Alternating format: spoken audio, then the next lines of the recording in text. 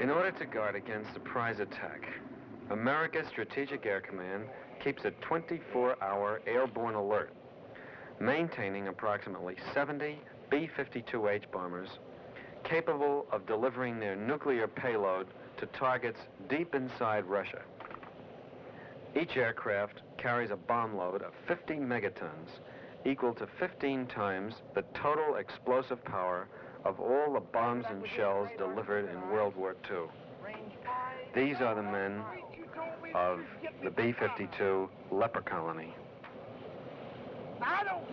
In this scene, we find General Buck Turgidson, the chairman of the Joint Chiefs of Staff, played by George Scott, and his secretary, Tracy Reed, catching up on some paperwork at 3 o'clock in the morning in a Washington hotel room.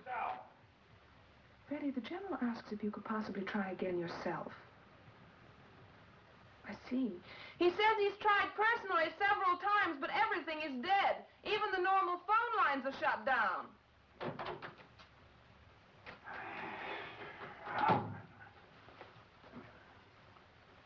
Fred? Buck? What's it look like? Yeah? Well, are you sure it's plan hour? Huh. Well, what's cooking on the threat board? Nothing. Nothing at all? I don't like the look of this, Fred. All right, tell you what you better do, old buddy. You better give Elmo and Charlie a blast and bump everything up to condition red and stand by the blower. I'll get back to you. What's up? Nothing. Where's my shorts? On the floor. Where are you going? No place. No place. I just thought I might mosey over the war room for a few minutes, see what's doing over there. It's 3 o'clock in the morning. The Air Force never sleeps. Buck, honey, I'm not sleepy either. I know how it is, baby. Tell you what you do. You just start your countdown, and old Bucky will be back here before you can say, blast off.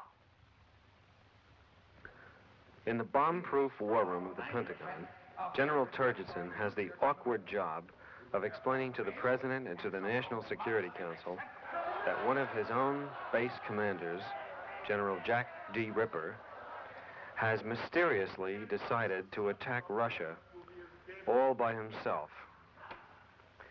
He has given the go code to his wing of B-52H bombers and has ingeniously prevented their recall by altering the communication code prior to their takeoff. After some heated discussion, General Turgidson analyzes the alternatives as he sees them. 1. Our hopes for recalling the 843rd Bomb Wing are quickly being reduced to a very low order of probability. 2. In less than 15 minutes from now, the Ruskies will be making radar contact with the planes. 3. When they do, they are going to go absolutely ape, and they're going to strike back with everything they got. Please remember as you watch this that the material is uncut and that there are many, many angles of the scene on all the characters. We will suffer virtual annihilation. I believe our recent studies of this contingency indicate, in round numbers, upwards of 150 megadeaths in the United States alone. Now, 5. If, on the other hand, we were to immediately launch an all-out and coordinated attack on all their airfields and missile bases, we'd stand a damn good chance of catching them with their pants down. Hell, we got a 5-to-1 missile superiority as it is. We could easily assign 3 missiles to every target and still have a very effective reserve force for any other contingency. 6. An unofficial study, which we undertook of this eventuality, indicated that we would destroy 90% of their nuclear capabilities. We would therefore prevail and suffer only modest and acceptable civilian casualties from the remaining force, which would be badly damaged and uncoordinated. After receiving and confirming the attack order from General Ripper, the captain of the Leper Colony, played by Slim Pickens, prepares his men psychologically for battle. Well, boys, I reckon this is it. Nuclear combat, toe-to-toe with the Ruskies. At the risk of laboring a point, there are cuts to all the other members of the crew, but this material is I got a uncut. pretty good hunch that something doggone important's going on back there. Nuclear warfare ain't no joking matter, and by golly, we wouldn't be getting the go code unless it was something darn important. Now, I got a fair idea of the kind of personal emotions that some of you fellas may be thinking. Heck, I reckon you wouldn't even be human beings if you didn't have some pretty strong personal feelings about nuclear combat. But I want you to remember one thing. The folks back home is counting on you, and by golly, we ain't about to let them down. I'll tell you something else. If this thing turns out to be half as important as I figure it just might be, I'd say that you're all in line for some important promotions and personal citations when this thing's over with.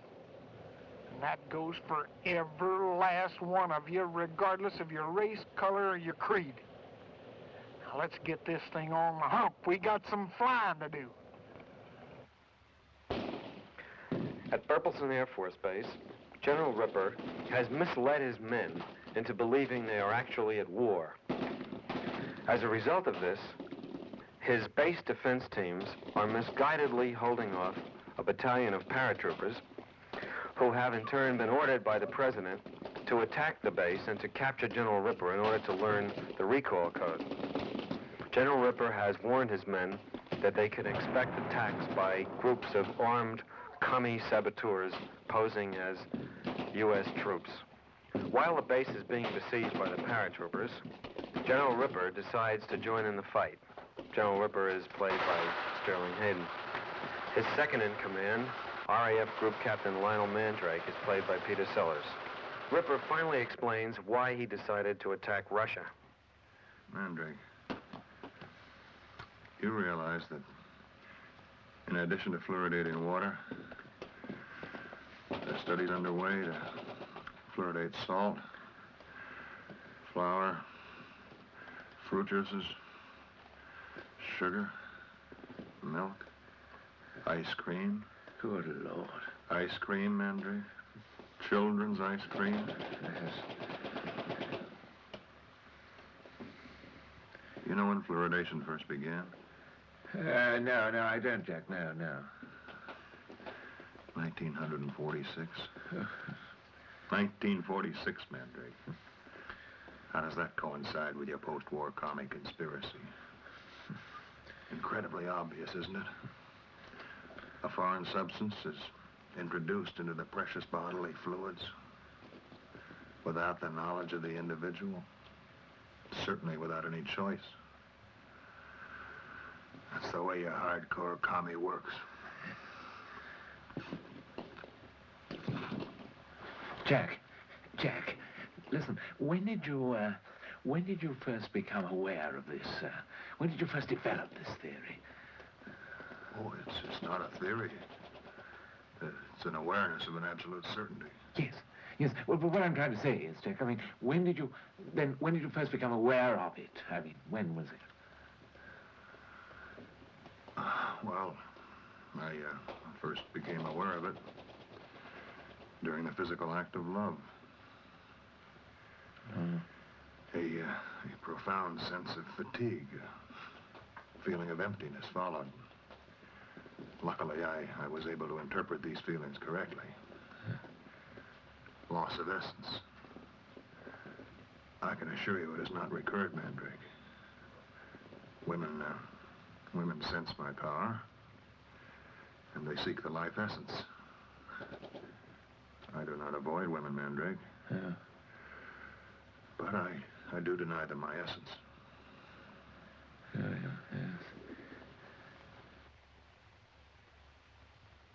The base has surrendered, and as Ripper awaits capture, Mandrake desperately tries to get the recall code with only minutes left before the planes bomb their targets. Do I look all rancid and clotted, eh? Look, eh? Not a bit of it. I drink a load of water, Jack. I'm what you call a waterman, I suppose, really. And I can assure you there's not a thing wrong with my bodily fluids. Not a thing, Jack. Not one tiny little thing, boy. Were you ever a prisoner of war, Mandrake? Yes, I was, Jack, as a matter of fact, yes. Time's running out, boy. Did they torture you? I haven't got much longer. Yes, I was, What happened? tortured by the Japanese.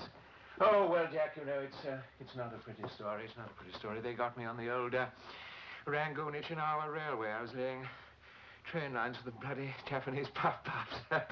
No, I mean, when they tortured you, did you talk? Oh, no, well, I don't think they wanted me to talk, really. I don't think they wanted me to say anything. It was just their way of having a bit of fun, the swines. Strange thing is, they make such bloody good cameras. Though Ripper has committed suicide rather than becoming a prisoner of war, he has inadvertently given Mandrake a clue as to what the recoil code is. Keenan Wynn plays the poorly briefed paratrooper commander. Colonel! Look, just what is it that you think has been going on here this morning? You want to know what I think? Yes. I think you're some kind of deviated prevert. I think General Ripper found out about your preversion, that you were organizing some kind of mutiny of preverts. Now get moving. On top of that, I don't know anything about any planes attacking Russia. All I was told was to get General Ripper on the phone with the President of the United States. Now, just 1 second. What you just said, the President. What about the President? The President wants to speak to General Ripper, doesn't he? General Ripper is dead, isn't he? I am General Ripper's executive officer, so he'll bloody well want to speak to me, won't he? Now then, there's a phone box over there and the line is open. You want to talk to the President of the United States? I don't want to talk to the President of the United States, Colonel. I've got to talk to him. And I can assure you, if you don't stop this stupid nonsense and put that gun away, the court of inquiry on this is going to give you such a pranging, you'll be lucky if you end up wearing the uniform of a bloody toilet attendant. All right, go ahead. Try and get the President of the United States on the phone.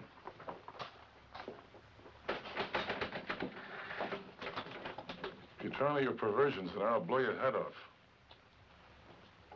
The President of the United States, Peter Sellers' second role, talks to the Soviet Premier Kisov. Next to him is the Russian ambassador.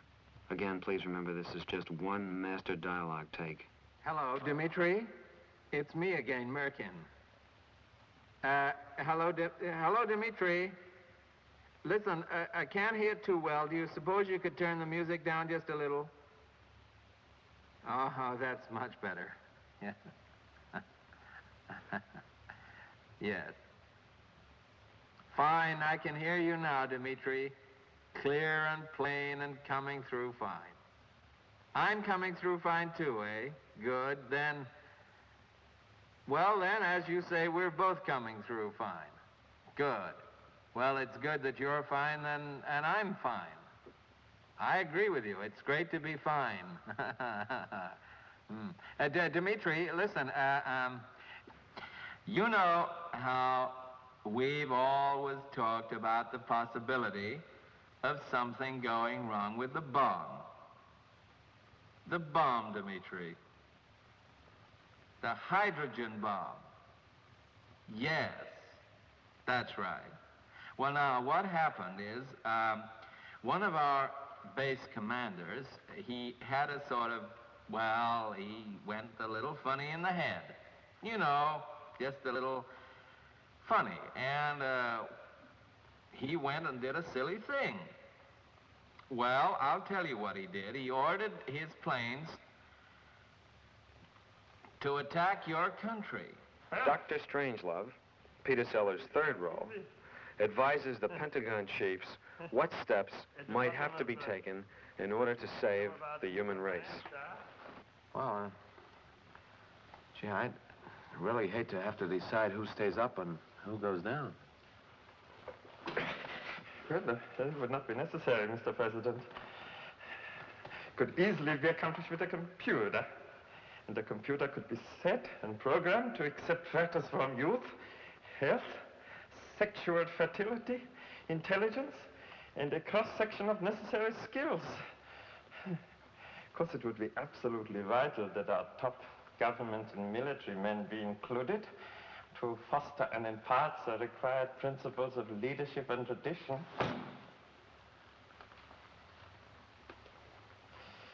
Actually, they would breed prodigiously, eh? There would be much time and little to do. But with the proper breeding techniques and a ratio of, say, 10 females to each male, I should estimate the progeny of the original group of 200,000 would emerge in 100 years' time as well over 100 million.